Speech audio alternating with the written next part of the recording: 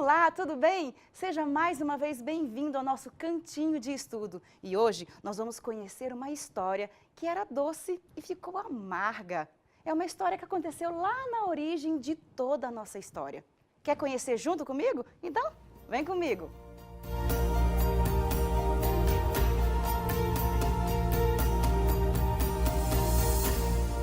No estúdio de hoje, nós vamos contar com a presença da professora Rita Abreu. Tudo bem, professora? Tudo bem, é um prazer estar aqui. Obrigada pelo convite. É um Muito prazer bom. nosso ter a Muito sua bom presença. estar aqui. E o pastor Alex Palmeta. Tudo bem, pastor? Tudo bem, Gislene? Seja bem-vindo. Obrigado. O ataque terrorista no coração de Paris, no dia 13 de novembro de 2015, deixou 129 mortos. 7 homens-bomba também morreram nos múltiplos ataques. O interessante é que um dos primeiros terroristas a serem identificados, ele não era sírio, não era do Iraque. Sabe de onde ele era? Ele era de Paris. Ele era nascido e criado em Paris. E esse terrorista se rebelou contra sua própria nação, seu próprio povo, a sua própria gente, a sua própria terra. Sabe, isso me faz lembrar uma outra história que uma vez eu ouvi falar na Bíblia. Uma história de alguém que também se rebelou contra o seu próprio Criador, que não tinha, parece que nem motivo nenhum. É isso mesmo, professora? Como é que foi essa história? Me conta. É isso mesmo, Gislene. Deus é amor em toda a sua essência, em tudo que faz, em toda a sua motivação, né? E por ser amor, tudo que Ele fez foi o bom, foi o belo, foi o puro, né? Criou, por ser amor e por sua própria vontade, resolveu criar criaturas para serem alvo do seu amor.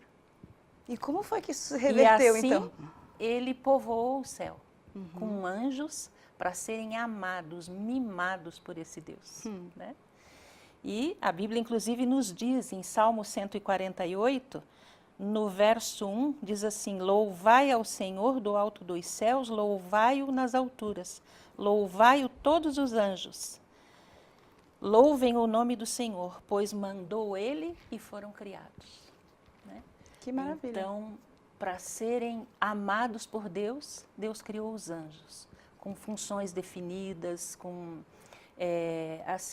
um ministério. Né? Depois a gente vai ver que, inclusive aqui conosco, aqui na Terra, eles trabalham para o bem daqueles que vão herdar a salvação de Deus. Né? É o que eles fazem até hoje. É o que eles fazem até hoje. E nessa perfeição toda, eles servem a Deus e a nós, os seres humanos. Interessante. Né? E dentro dessa perfeição, como foi então que começou o mal?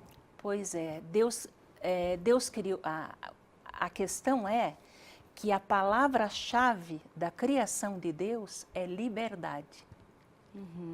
Deus criou a todas as suas criaturas com o poder de escolha, com o poder de decisão. Né?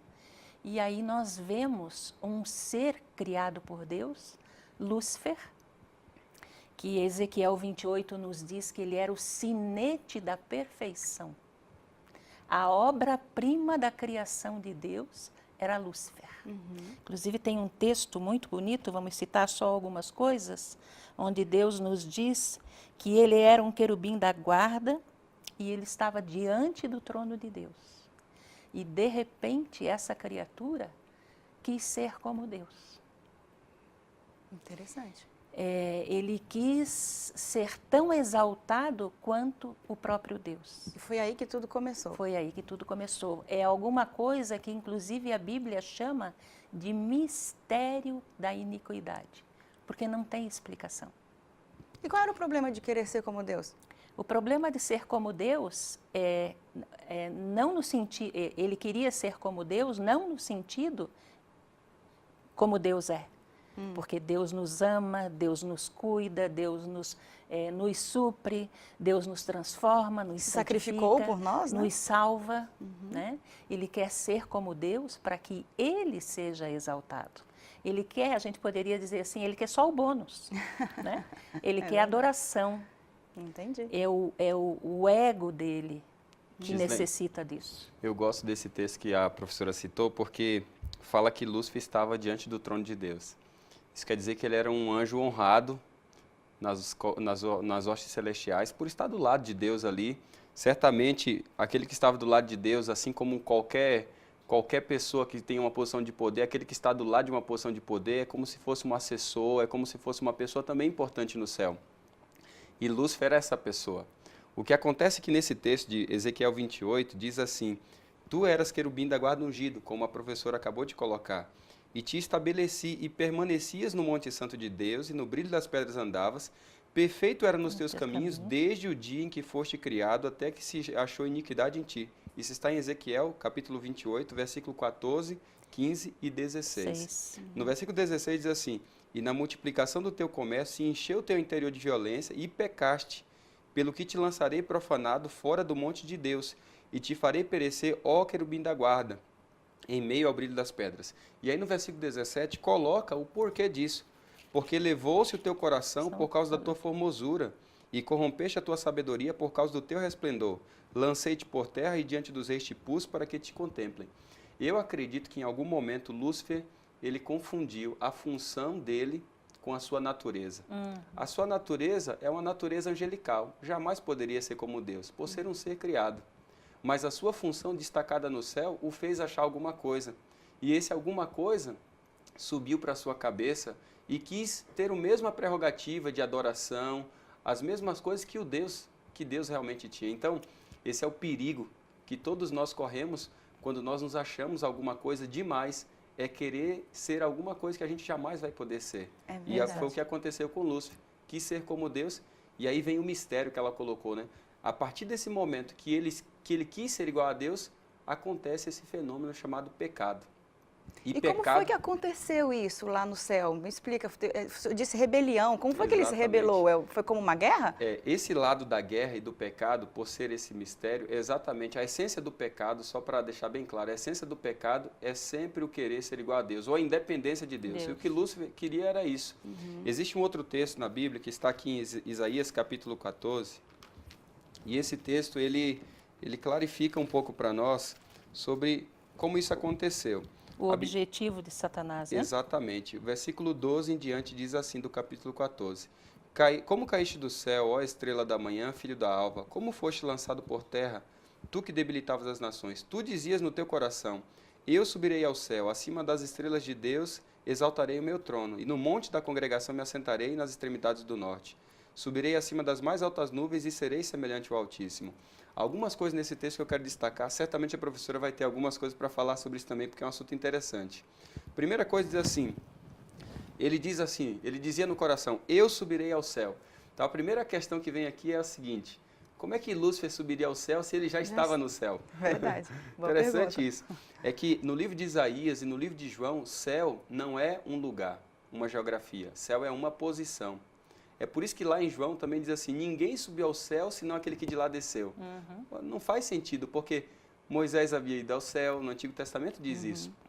Enoque havia ido ao céu, Elias havia ido ao céu. E como é que agora João está dizendo que ninguém subiu ao céu? É que João está dizendo o seguinte, ninguém subiu à posição de Deus senão aquele que de lá desceu. E o único que desceu foi Jesus Cristo. E ele está dizendo agora, eu subirei acima dos céus, nos céus, que é exatamente a posição de Cristo. E ele diz mais, acima das estrelas de Deus. Se a gente olhar lá no Apocalipse, a gente vai entender que as estrelas de Deus são os anjos. E ele está dizendo que ele vai estar acima dos anjos. E diz mais, ele exaltará um trono. Se ele tem um trono, é porque ele vai estabelecer um reino. Em outras palavras, quando ele diz assim no final, serei semelhante ao Altíssimo, é porque ele sabe que ele jamais vai ser como Deus, igual a Deus. Então o máximo que ele pode tentar é ser semelhante. Exato. E ele se rebelou sozinho? Como que foi? Isso nós vemos lá no capítulo 12 do Apocalipse. Nos versos 7 a 9, nós vemos que houve uma batalha no céu. Por quê? Nós o pastor Alex acabou de ler lá em Ezequiel 28, que Lúcifer era perfeito desde o dia em que ele foi criado. Por ele ser tão perfeito, por ele ser o mais superdotado por Deus, o mais privilegiado, né? Ele achou que ele não precisava se submeter a Deus, a obediência, né?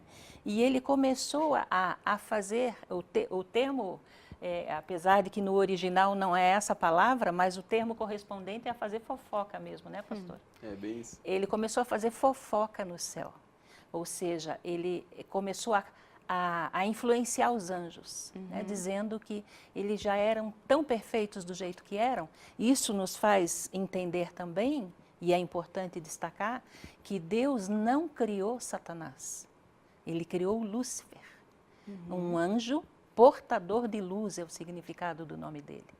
A criatura de todas as criaturas criadas por Deus, a mais exaltada, a mais santa, a mais perfeita. E ele peca exatamente na presença de Deus. Por isso a Bíblia nos diz assim, aquele que está de pé, cuide para não cair. Porque foi diante do trono de Deus que ele pecou. Agora vale uma ressalva aqui, Gislene, porque embora Deus tenha criado Lúcifer, e ele assim, mas ele se tornou Satanás. Deus não criou o mal. Exato. Deus criou a possibilidade do mal. E como é que ele cria a possibilidade do mal? Bem, a gente poderia entender assim, Deus não precisaria correr o risco de nada se ele criasse todo mundo programado só para fazer o bem. Seríamos robôs, né? Mas Deus é amor, diz a Bíblia, em 1 João capítulo 4, versículo 1, que a essência de Deus é amor. E quem ama dá liberdade. Exatamente. Quem ama dá liberdade. E à medida que Deus dá liberdade, só pode haver liberdade se houver dois caminhos. Não tem como haver liberdade se houver um caminho. Tem que haver dois caminhos. Então, quando Deus, por amor, cria os seus filhos e dá liberdade, ele está criando a possibilidade do mal. Ele não criou o mal, ele criou a possibilidade. E por que ele cria a possibilidade? Simplesmente para nos garantir a liberdade. E isso é um ato de amor. Imagina que ele já sabia que tudo isso iria acontecer e mesmo assim ele decide criar para não tolher você da liberdade de escolha? É muito amor. É o livre-arbítrio de eu querer adorá-lo ou não. Exatamente. Exato. Foi isso que e ele Deus deu. diz na Bíblia para nós assim, eis que tenho colocado diante de ti dois caminhos. Exato. Caminho de vida e caminho de morte. Né? Escolhe, pois, a vida para que vivas. Então, foi isso que aconteceu no céu. Vamos continuar com a história aí que a Bíblia diz textualmente lá no Apocalipse 12, verso 7, houve peleja no céu, houve uma guerra, uma batalha. Miguel, Jesus, e os seus anjos pelejaram contra o dragão, e também pelejaram o dragão e seus anjos. Todavia não prevaleceram, nem mais se achou no céu o lugar deles. Aqui fala de uma luta entre Miguel e o dragão. Quem é o dragão? E foi expulso o grande dragão, a antiga serpente que se chama Diabo e Satanás. Houve uma luta. Na realidade, Lúcifer, com o seu objetivo de estabelecer o trono dele acima do trono de Deus, ele tentou dar um golpe de Estado no céu. Obviamente que ele não conseguiu, porque Deus é Deus. Né? E o que me impressiona, Gislene, é que Deus não colocou Lúcifer, nem os anjos que ficaram ao lado dele, para fora no mesmo momento. Deus insistiu durante séculos, né, pastor? Para que eles se arrependessem. Né? E somente depois que decidiram que realmente não queriam ficar lá, que jamais voltariam atrás, é que Deus teve que colocá-los para fora. E quando esse mal foi levantado, por que Deus já não exterminou tudo de uma vez? Porque você usou uma palavrinha aí que define muito bem a situação. Que se nós não tivéssemos o livre-arbítrio, nós seríamos robôs, programados para obedecer. E Deus, por ser amor, na sua infinita bondade, Ele só aceita a obediência por amor.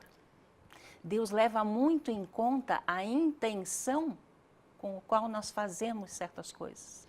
Né? O que importa para Deus é a nossa intenção. Né? E se Deus tivesse fulminado Satanás, como é que os anjos obedeceriam a Deus dali para frente? Eu gosto disso dessa pergunta que você fez, porque eu imagino que é a pergunta que qualquer pessoa faz. Porque você fica pensando, coloca na situação ali. Imagina que Lúcifer, o próprio livro de Ezequiel diz que na multiplicação do teu comércio, a gente lê assim, por que na multiplicação do teu comércio? Porque do que o comércio vive? O comércio vive do propalar, da propaganda. Lúcifer começou a propalar, fazer propaganda. E a propaganda que ele fazia é o seguinte, Deus não é justo. Porque se alguém ir contra ele, ele vai exterminar. Deus, ele é tirano. Deus, ele não é justo em seus caminhos.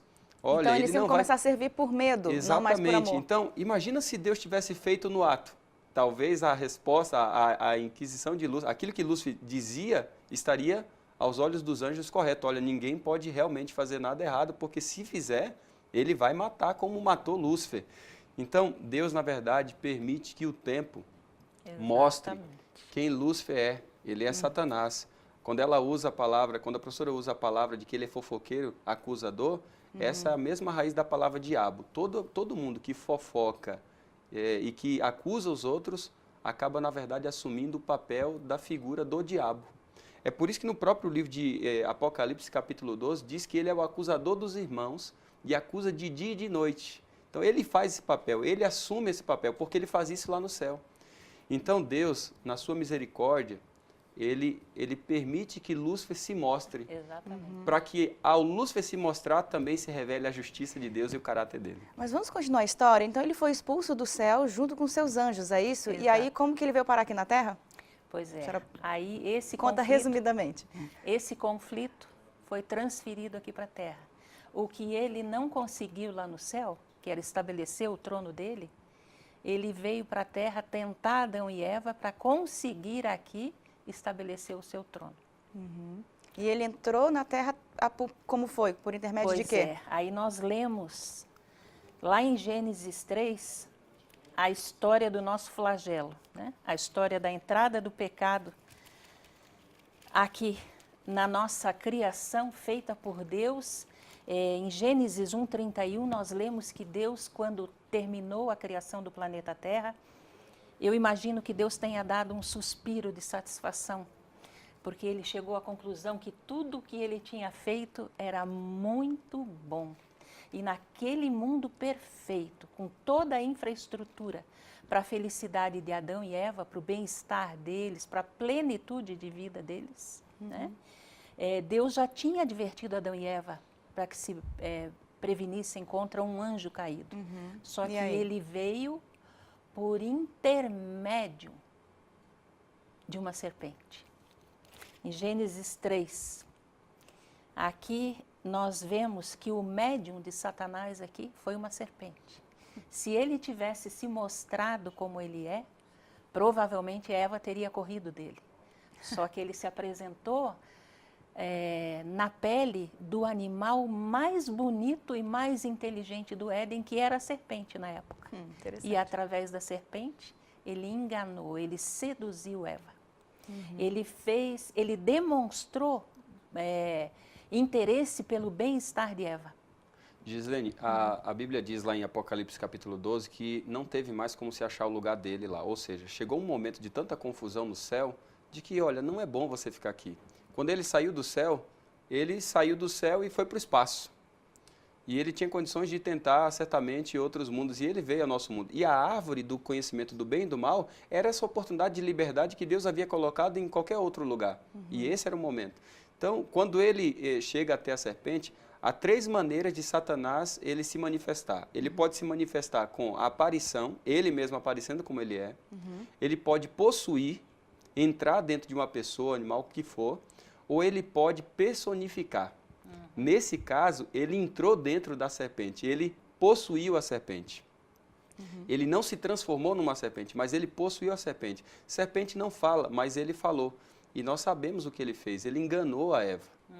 Ele enganou a Eva com astúcia. É tanto que 2 Coríntios, capítulo 11, versículo 3, diz assim: mas receio que assim como a serpente enganou a Eva com a sua astúcia, assim também seja corrompida a vossa mente, e se aparte da simplicidade e pureza devidas a Cristo. Exato. Ele enganou a Eva, e o principal engano de Satanás foi de que o homem não morreria. Um tema certamente para um outro estudo nosso, Sim. né? Exatamente. De que o homem não morreria.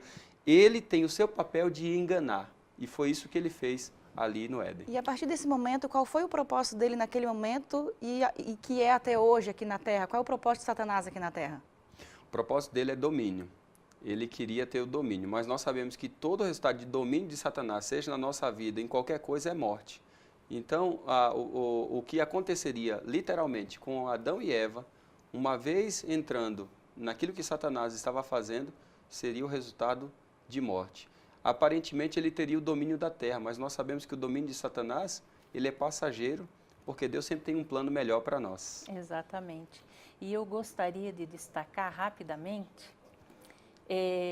que para nós, seres humanos, contaminados já pelo vírus do pecado, pecado para nós são coisas assim escandalosas, assassinato, né, um estupro, fraude, coisas assim, né, que abalam a reputação de uma pessoa, tal. Mas veja, lá no céu, o pecado foi o orgulho de Satanás, de Lúcifer na época. E aqui na terra, o pecado foi o engano e a mentira. Coisas que para nós são corriqueiras, mas que trouxeram toda essa tragédia para o nosso planeta e para o universo. Muito interessante. Eu gosto de pensar de que diante da solução, diante do problema do pecado, Deus tem uma solução. A Bíblia diz em Romanos, lá em Romanos no capítulo 6, versículo 23, de que o salário do pecado é a morte, mas o dom gratuito de Deus é a vida eterna em Cristo Jesus. Então, se você olhar no capítulo 3, no versículo 15, Deus chega para Satanás, diante da serpente, e diz assim, olha, você acha que você saiu vencedor? Você não saiu vencedor. Eu vou colocar uma inimizade entre o ser humano e você. É por isso que, por mais mal que nós sejamos, ainda nós temos uma consciência do certo e do errado. Deus colocou isso na gente. E diz a Bíblia assim, no versículo 15, colocarei uma inimizade entre você e a mulher, que representa a descendência, os seres humanos, entre a tua descendência e o seu descendente, o descendente da mulher que seria o Messias, Jesus Cristo. E este, Jesus, vai ferir a sua cabeça e tu lhe ferirás o calcanhar. Então, desde o início do pecado, Deus também já deu a solução.